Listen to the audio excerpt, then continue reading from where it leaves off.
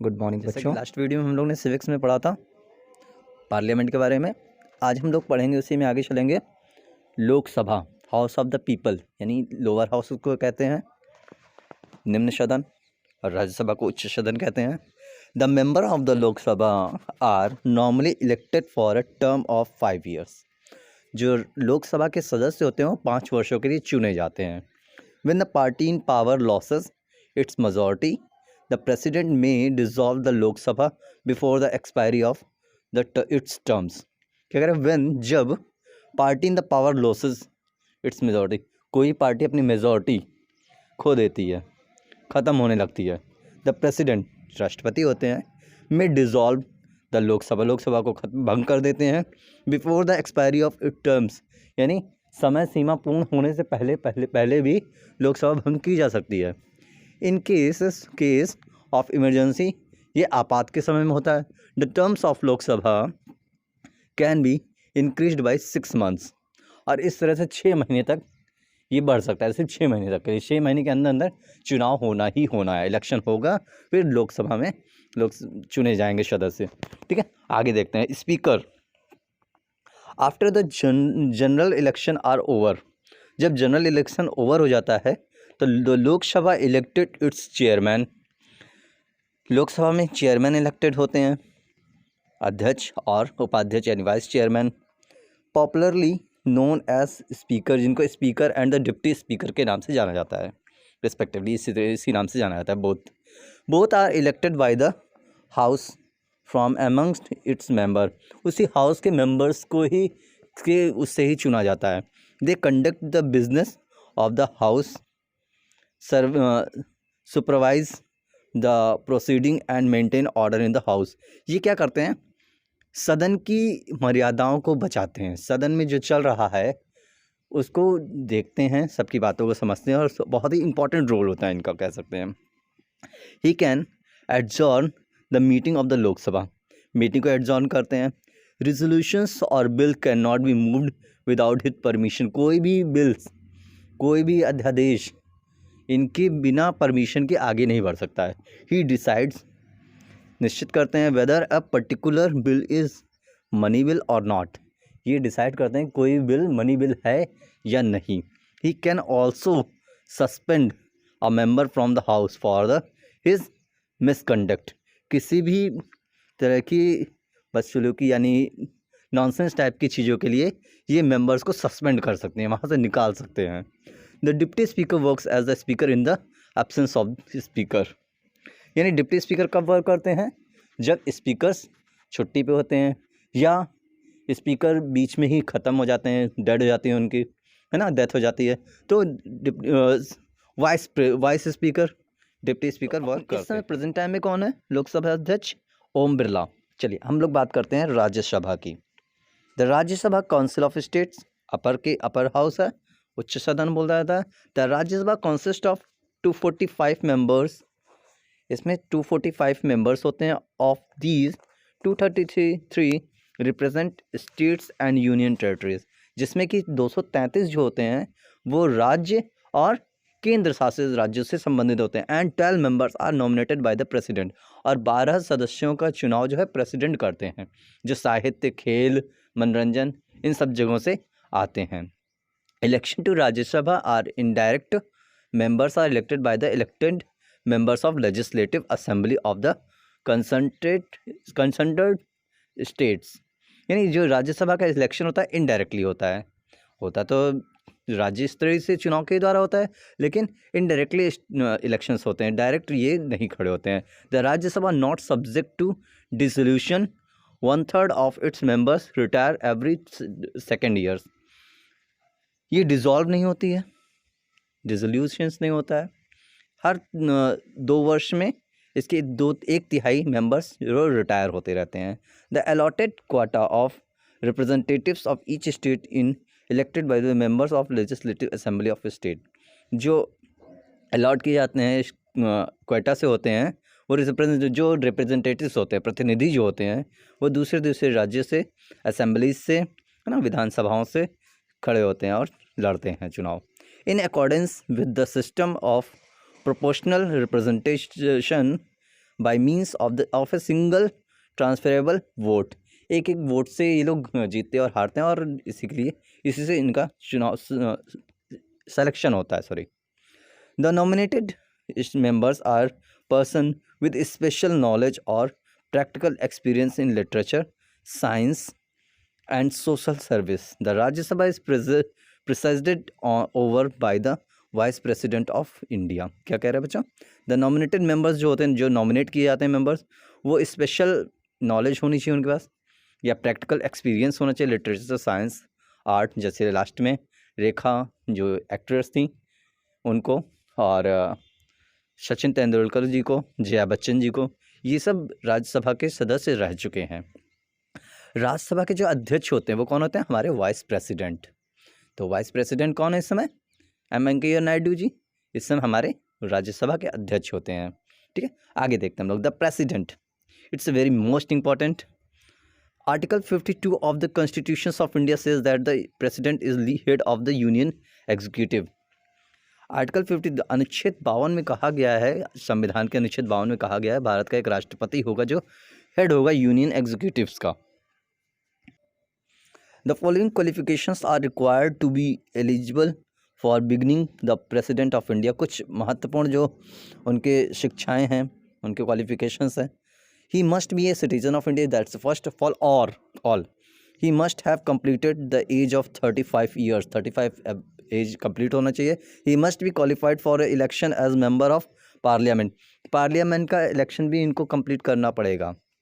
He must not hold any office of profit under the government of India or the government of any state or you under any local or other authority। ये कहीं से कोई भी profit के हकदार नहीं है, कोई किसी विवाद में नहीं हो। There must be 50 proposal and 50 seconders for the president candidate। इनके पास 50 तक का होना चाहिए मतदाता में सूची में नाम। ठीक है, मतलब इनको सेलेक्ट जो करने वाले हैं इनका भी एक मतदाता होती है, सूची होती है, उसमें भी इनका नाम आना चाहिए। The candidate has no to furnish a security deposit. इनको अपनी सिक्योरिटी डिपॉजिट जमा करनी चाहिए 2500 से 15,000 रुपये तक। ठीक है, प्रोसीजर क्या होता है? Article 54 and 55 provide for the procedure of election to the office of the president. ये 54 और 55 में प्रोसीजर बताया गया किस तरह से इनका चुनाव होगा। An electoral college consisting of all the elected MLA जो होते हैं, ठीक है, एंड एमपी होते हैं, इलेक्ट्स द प्रेसिडेंट। एमएलए और एमपी ही इलेक्ट्स करते हैं president. The formula used for states number of votes of MLA, population of the state oblique 100 into total number of the elected MLA. Centre में क्या होता है? नंबर, ये states wise होता है। सेंटर में क्या होता है? Number of votes of the MP centre में होते हैं, एमएलए स्टेट्स में होते हैं। मेंबर ऑफ लेजिस्लेटिव असेंबली और मेंबर ऑफ पार्लियामेंट। एमएलए का फुल फॉर्म क्या होगा? Member of legislative assembly state level पे, member of parliament central level पे। ठीक है, तो मेंबर ऑफ पार्लियामेंट क्या होगा? Total number of votes of all MLAs oblique total numbers of elected of MP, यानी member of parliament. Powers, president is entitled to the following powers. कुछ विशेष पावर होते हैं, शक्तियाँ होती हैं राष्ट्रपति के हाथ में। एग्जीक्यूटिव और एडमिनिस्ट्रेटिव पावर्स, प्रशासनिक अधिकार जो होता है, शक्तियाँ जो होती हैं इसके अंदर होती हैं। लेजिस्लेटिव पावर्स होती हैं, फाइनेंशियल पावर्स होती है, judicial powers, military powers, diplomatic powers, emergency powers और मिससेलेनियस पावर्स होती है। इन सब पावर्स को हम डिटेल्स में पढ़ते हैं। एग्जीक्यूटिव पावर्स क्या होती है? These are the administrative powers of the president. ये इनकी प्रशासनिक शक्तियाँ होती हैं। All the executive functions are carried out in his name by the council of ministers. इनके नाम से ही सारे फंक्शंस, जितने भी एग्जीक्यूटिव्स होते हैं, इनके नाम से ही नॉमिनेटेड वगैरह किए जाते हैं। ये मिनिस्टर्स को भी हैंडल करते हैं indirectly. These powers include appointment and removal of the prime minister, other minister, attorney general, the comptroller, auditor general, judges of the Supreme Court and the High Court, governor of states, finance commissions, public service commissions, the chief elections commissioners and other members of many other commissions. तो इनके राष्ट्रपति की जो ये executive powers मुख्यतः होती है, ये प्रधानमंत्री को की नियुक्ति, शपथ दिलाना, ये सारी चीज़ें, मिनिस्टर्स को हटाना या रखना, है ना, जनरल कंप्लेटर्स जो होते हैं, ऑडिटर्स जो होते हैं, जजेस, सुप्रीम कोर्ट हाई कोर्ट के जो जजेस होते हैं, चीफ जस्टिस होते हैं, ये इनको अपॉइंटमेंट होती है, गवर्नर, स्टेट वाइज जो गवर्नर्स होते हैं, ये finance commissioner, public service commissions यानी ISPCS लेवल के जो भी होते हैं उनको रखा जाता है इनके अप्रूवल पर, चीफ इलेक्शन कमिश्नर जो होते हैं, इन सारी चीज़ मेंबर्स के अपॉइंटमेंट और रिमूवल्स की इनके हाथ में पावर्स होती है। लेजिस्लेटिव पावर्स जो वैधानिक शक्तियाँ होती है, he has the power to summon and prorogue parliament, है ना, ये समन कर सकते हैं, किसी को भी भेज सकते, कुछ पावर्स के थ्रू किसी को भी पनिश्ड कर सकते हैं। He can dissolve the Lok Sabha भंग कर सकते हैं। He can summon a joint session of the house of the parliament, ये दोनों सदनों को समन भेज सकते हैं। He address the opening session of parliament, ये पार्लियामेंट के ओपनिंग सेशन, जब संसद का खुला सत्र होता है उसमें दोनों सदनों को क्या करते हैं, संबोधित करते हैं। He has the power to nominate certain members to the Lok Sabha and Rajya Sabha, Lok Sabha और राज्यसभा के सर्टेन में कुछ मेंबर्स को ये ज्वाइनिंग कराते हैं। A bill can become an act with the president consent only, कोई भी बिल अध्यादेश तब बनता है जब वो प्रेसिडेंट उसको पास करते हैं। He has the powers to issue ordinary when parliament is not in session, ये कब, जब पार्लियामेंट सेशन में नहीं होती है। ओके, आगे अब हम लोग देखते हैं फाइनेंशियल पावर्स। हिज रिकमेंडेशन, इनके निर्देशानुसार, is necessary for introducing money bill in Lok Sabha, इनके राष्ट्रपति के निर्देशानुसार लोकसभा में मनी बिल लाया जाता है। He keeps control over the contingency fund of India, पूरी निगरानी रखते हैं कहाँ किस डिपार्टमेंट में क्या क्या एक्सपेंड करना है। He causes the presentations of the budget in the Lok Sabha, budget को रिप्रेजेंट किया जाता है लोकसभा में। ही अपॉइंट्स फाइनेंशियल कमीशन को अपॉइंट करते हैं। Determines the share of income tax to the states, और इनकम टैक्स वगैरह की सारी चीज़ों की देखरेख करते हैं। जुडिशियल, इट मीन्स न्यायिक पावर क्या होती है। The president appoint the chief justice of the union judiciary and other जजेस on the advice of the chief justice, ये चीफ जस्टिस की नियुक्ति करते हैं, शपथ दिलाते हैं, और अदर्स जस्टिस की नियुक्ति चीफ जस्टिस से सलाह करके करते हैं। ही सी डिसमिस द जजेस if and any only if the two houses of parliament pass resolutions to that effect by 2/3 majority of the members, 2/3 जो 2/3 मेंबर्स होते हैं सदन में, संसद में, उनके निर्देश से ये किसी को हटा सकते हैं, डिसमिस जजेस को डिसमिस किया जा सकता है। इफ़ ही सी कंसीडर, अगर वो कंसीडर करते हैं ए क्वेश्चन ऑफ लॉ और a matter of public importance has arisen, कोई मामला उठता है, he she can ask for advisory opinion of the supreme court, opinion भी दे सकते हैं सुप्रीम कोर्ट को।